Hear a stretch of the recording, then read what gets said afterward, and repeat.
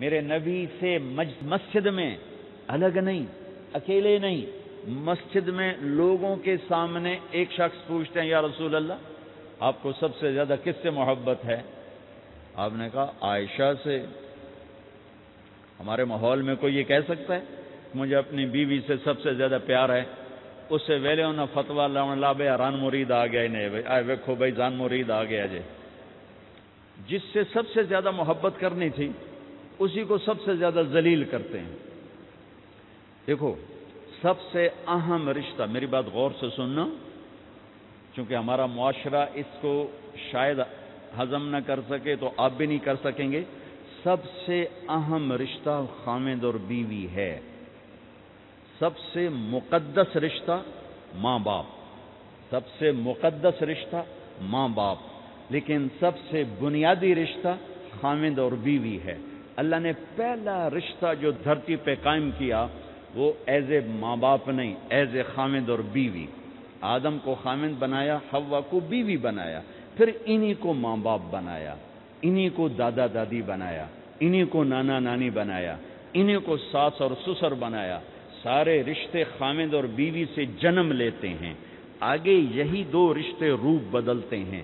خامد اور بیوی کا رشتہ سب سے بنیادی ہے، سب سے اہم ہے، سب سے بڑا ہے، اور سب سے پہلا ہے اور سب سے آخری ہے۔ پہلا رشتہ بھی خامد اور بیوی کا قائم ہوا، اور دنیا میں بھی آخری رشتہ خامد بیوی رہ جاتا ہے۔ پتران دی شادی ہو گئی، دھیان دی بھی شادی ہو گئی، بڈھا بڈھی کلے بیٹھے۔ ہمارے دیس کی کہانی کیا میرے گھر کی کہانی؟ میں تبلیغ میں، میرا چھوٹا بھائی لاہور میں، بہنیں اپنے گھر، ماں پیو کلے بیٹھے ہوئے، ہمارے پاس آنے کے لیے تیار نہیں، اپنی جگہ چھوڑنے کے لیے تیار نہیں۔ پھر باپ فوت ہو گئے تو ہم نے منتیں کر لیں اپنی ماں کی کہ میں فیصل آباد میں رہتا ہوں، میرا بھائی لاہور میں ہوتا ہے، کہ ساڈے کو لا جاؤ نہ پتر، میں توڑے پیو دی جا نہیں چھڑنی۔ نہیں آئے ہمارے پاس، تنہا زندگی گزار دی۔ ہم تو آئے مہمانوں کی طرح آئے اور چلے گئے، تنہا زندگی گزار دی۔ تو پہلا رشتہ خامد اور بیوی، آدم اور حوا۔ پھر دنیا میں بھی اگر زندگی ہے، پہلے مر جاؤں تو الگ بات ہے، اگر زندگی ہے تو پھر آخری رشتہ خامد اور بیوی، اور جنت میں جا کے ہمیشہ کا رشتہ خامد اور بیوی۔ ہر آدمی اپنی بیوی کے ساتھ اور ہر عورت اپنے خامد کے ساتھ جنت میں جوڑا جوڑا ہوں گے۔ بچے اپنی جنت میں، ماں باپ اپنی جنت میں، ساس سسر اپنی جنت میں، بھائی بہن اپنی جنت میں۔ جنت میں بھی خامد اور بیوی کا اللہ نے ساتھ بنایا ہے۔ یہ رشتہ سب سے اہم رشتہ ہے۔ اس رشتے کو باقی رکھنے کے لیے اللہ تعالیٰ نے سینکڑوں آیات اتاری، اور اس میں دخل اندازی کے لیے کوئی راستہ نہیں چھوڑا، اولاد کو بھی نہیں چھوڑا کہ خامد اور بیوی کے رشتے کو۔ بعض بیویاں ایسی نادان ہوتی ہیں کہ اولاد کی محبت میں خامد کو ڈیگریڈ کرتی ہیں، بعض خامد ایسے نادان ہوتے ہیں اپنے ماں باپ کے احترام میں بیوی کو ذلیل کرتے ہیں، اپنے بہن بھائیوں کی سن سن کر اپنی بیوی کو مارتے پیٹتے ذلیل کرتے ہیں۔ یہ ہر گھر کی کہانی ہے۔ ان دونوں سے میرے اللہ نے روکا ہے۔ خامد اپنی بیوی کو سب سے زیادہ عزت دے، بیوی اپنے خامد کو سب سے زیادہ عزت دے۔ حقوق میں سب سے بڑا حق اب خامد اور بیوی کا ایک دوسرے کے ساتھ جوڑا گیا ہے کہ ان سے نسل چلنی ہے، ان سے نسل چلنی ہے۔ آپ حیران ہوں گے، بیوی کے ذمہ خامد کی روٹی پکانا شریعت نے نہیں لگایا، تو خامد کے ماں پیو کی روٹی کیسے ذمہ ہوگی؟ خامد کے بہن بھائیوں کی روٹی کیسے ذمہ ہوگی؟ کتنی بہنوں نے گھر اجاڑ دیے بھائیوں کے، کتنے ساس سسر نے اپنے بیٹے کے گھر اجاڑ دیے۔ یہ چاروں طرف پھیلی ہوئی کہانیاں بتا رہا ہوں، کوئی خواب نہیں سنا رہا ہوں، کوئی باہر کی زندگی نہیں بتا رہا ہوں کہ جوائنٹ فیملی سسٹم بہت اچھا ہے اگر شریعت کا پتہ ہو، اور بہت برا ہے اگر شریعت کا پتہ نہ ہو۔ چڑا چڑی بھی اکٹھے ہوتے ہیں تو گھونسلہ الگ بناتے ہیں کہ ساس سورا کے دائیں سرتے نہ آ پاوے۔ ہمارے دوست ہیں مار ظفر حراج، میں تو ان کی بات سن کے حیران ہو گیا، کوئی دین کا پتہ کوئی نہیں، شریعت کا پتہ کوئی نہیں، بہت شریف آدمی، ہمارے قریب پڑوسی ذمہ دار ہیں۔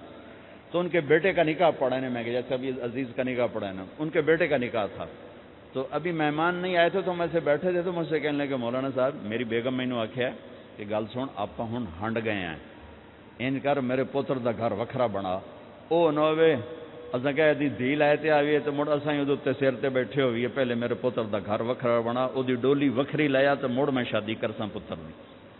چلو وہ تو طاقت رکھتے تھے، انہوں نے الگ گھر بنایا۔ شریعت نے یہ عورت آنے والی لڑکی کا حق رکھا ہے کہ اگر خاوند کے پاس طاقت ہے تو اس کو الگ گھر دے۔ اگر وہ ڈیمانڈ کرے کہ آپ مجھے الگ گھر لے کر دیں تو یہ ماں باپ کی نافرمانی نہیں، یہ حق تلفی نہیں، اس آنے والی کا حق ہے کہ اس نے تیری نسل کو سنبھالنا ہے۔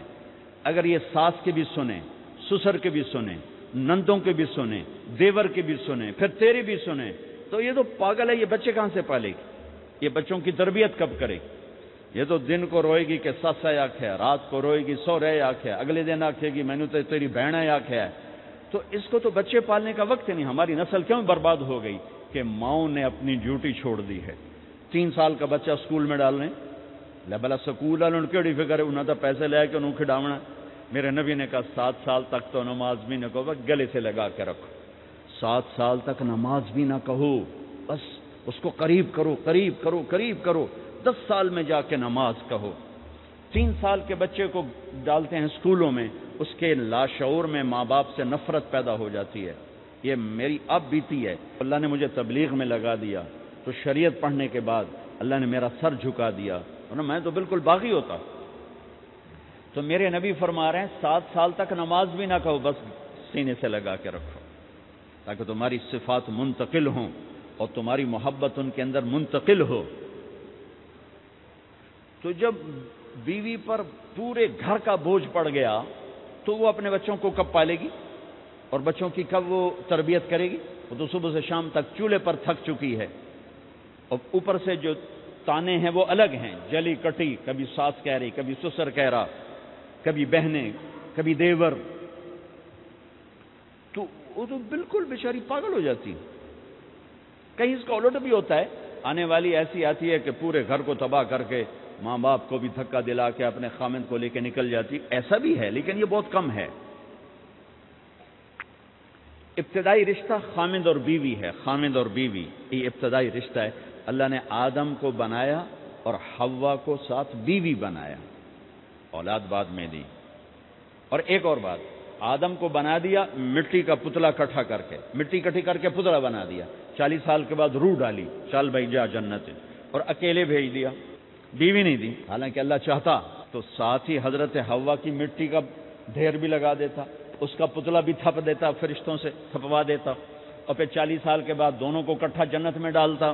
بہت سارے پیغام، اس میں بہت سارے پیغام، تاخیر ساتھ نہیں بنایا، دیر سے بھیجا، انتظار قدر کو بڑھانے کے لیے کہ عورت کی قدر کرنا، کمزور ذات ہے، کمزور مخلوق ہے، قدر کرنا۔ دوسرا، پہلے دن پتلا نہیں بنایا کہ ننگا پڑا ہو، عورت کا پتلا ننگا ہو، مٹی کا ہو، پتھر کا ہو، تو اس میں کیا کشش؟ تو ان مرد کے لیے کشش کوئی نہیں، تو فرشتوں کو کیا کشش تھی؟ پہلے دن سے عورت کو پردے میں بنایا، بے پرد نہیں کیا، بے پرد نہیں کیا، اس کا پتلا نہیں بنایا، اسے ننگا نہیں چھوڑا، اس کو پہلے دن سے کورڈ۔ اور کیسے بنایا؟ فرشتوں کو کی آنکھوں پہ پردہ اور آدم کو سلا دیا۔ آدم علیہ السلام سوئے ہوئے ہیں، فرشتوں کی آنکھوں کے سامنے پردہ ڈال دیا گیا۔ جب آدم اٹھے ہیں، اور ایک اور بات، جنت میں رہ کر بھی آدم علیہ السلام کا دل نہیں لگتا تھا، اداس اداس رہتے تھے۔ اماں آئی تو بابے دا دل لگا، تو اداس رہتے تھے جنت میں۔ جب آنکھ کھلی تو اپنے لیفٹ سائیڈ پہ ایک خاتون، سر سے لے کر پاؤں تک لباس میں۔ آپ نے سنا ہے نا، یوسف علیہ السلام دنیا میں سب سے خوبصورت ہستی پیدا کیے گئے، یہ مردوں میں، عورتوں میں سب سے خوبصورت حضرت حوا کو پیدا کیا گیا۔ کون ہے؟ کہتے ہیں اللہ کی آدم تیری بیگم، کون ہے تیری بیگم؟ نکاح پڑھایا، پھینکا آدم مہر ادا کرو۔ تو انہوں نے پوچھا کیا مہر دوں؟ تو وہاں تو سونا چاندی ڈھیر لگے پڑے تھے، اللہ تعالیٰ کہتے 10 من سونا چاہ کے دے دے۔ میرے اللہ نے کہا تیری نسل میں میرا آخری حبیب آنے والا ہے، اس پہ ایک دفعہ درود پڑھ دے، یہ مہر ہے۔ سیدھے ہاتھ میں برکت ہے، پیدا کیا الٹی طرف سے. الٹی طرف سے کیوں پیدا کیا ہے؟ کہ الٹی طرف دل ہے اور دل کے نیچے جو پسلی ہے وہاں سے پیدا کیا.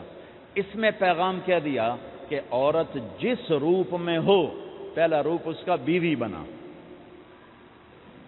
پھر وہ ماں بنی، پھر اس آگے بیٹی کا روپ ہے، پھر بہن کا روپ ہے، پھر خالہ ہے، پھوپھی ہے، دادی ہے، نانی ہے، ساس ہے.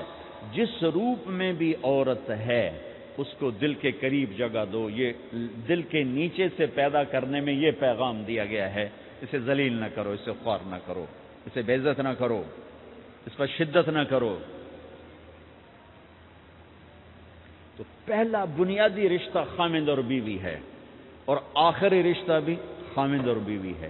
لیکن اس وقت ہمارے معاشرے میں خامند سے زیادہ اس کے ماں باپ حق جتلاتے ہیں، خامند سے زیادہ اس کی بہنیں حق جلاتی ہیں، خامند سے زیادہ اس کے رشتہ دار حق جتلاتے ہیں، اور جھوٹی سچی شکایتیں لگا کر بیوی سے متنفر کرتے ہیں، اور کہیں بیوی کو خامند سے متنفر کرتے ہیں. آپس میں لڑائی لڑا کے پھر خوش ہوتے ہیں. میرے نبی سے پوچھا جائے یا رسول اللہ آپ کو سب سے زیادہ کس سے پیار ہے؟ تو آپ نے کہا عائشہ سے. اللہ، وہ جھینپ کے کہنے کے نہیں، میں پوچھ رہا ہوں لوگوں میں آپ کو کس سے زیادہ پیار ہے؟ تو آپ کہتے ابو بکر سے. تو آپ نے پھر کہا ابوہا، مجھے عائشہ کے باپ سے زیادہ پیار ہے. پھر پہلے عائشہ کا، تو پھر کہتے ابو بکر. تو آپ نے کہا نہیں، ابوہا، مجھے عائشہ کے باپ سے سب سے زیادہ پیار ہے. یہ آپ کو میسج دیا ہے کہ گھر کی زندگی کیسے ہوتی ہے. کوئی عشق نہیں چڑھا ہوا تھا، میسج ہے نا. ام عائشہ چھوٹی عمر کی تھیں، ان کو آٹا گوندھ کے دیتے تھے، آٹا گوندھ کے دیتے تھے. پھر جب ان کو آٹا گوندھنا آ گیا پھر چھوڑ دیا. پھر ان کو سامنے بٹھا کر لقمے بنا کے کھلاتے تھے. پھر ام عائشہ رضی اللہ تعالیٰ عنہ کوئی گوشت کا ٹکڑا، وہاں بڑے بڑے گوشت کے ٹکڑے پکائے جاتے تھے، تو کوئی گوشت کا ٹکڑا اٹھایا اور ایسے 2-4 جگہ سے نوچا اور پھر رکھ دیا. سارا کھایا نہیں جاتا تھا تو اللہ کے نبی اسی کو اٹھاتے اور حضرت عائشہ کو دکھا کر، جہاں سے حضرت عائشہ نے نوچا ہوتا تھا وہاں سے یوں کاٹ کے دکھاتے تھے. پھر حضرت عائشہ رضی اللہ تعالیٰ نے گلاس اٹھایا پانی پینے کے لیے، جہاں ہونٹ لگائے پہ گلاس رکھ دیا. بڑے بڑے گلاس ہوتے تھے تو حضرت ہمارے نبی اٹھاتے تھے، جہاں عائشہ کے ہونٹ لگے ہوتے تھے وہاں ہونٹ لگا کے پانی پیتے تھے. یہ آپ کو سکھانے کے لیے ہے. اپنے گھر والوں کے ساتھ بیٹھ کے کھانا کھاتے.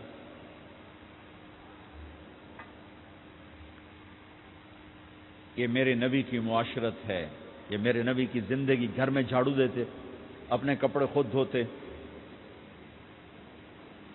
کوئی چیزیں بکھری پڑی ہوتی تو بیوی کو نہیں ڈانٹتے، خود اٹھ کے سیٹ کر کے رکھ دیتے.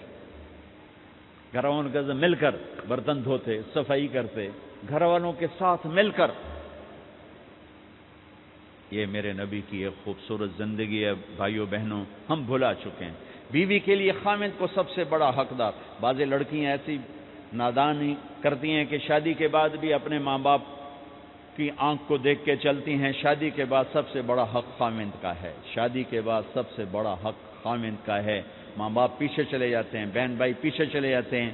لیکن یہ نادانیاں بھی دیکھنے کو ملتی ہیں کہ شادی کے بعد بھی ماں باپ اپنی بچی کو اپنے قابو میں رکھنے کی ترتیبیں سوچتے ہیں تو وہ بھی اپنی بچی کا گھر. اللہ اللہ اللہ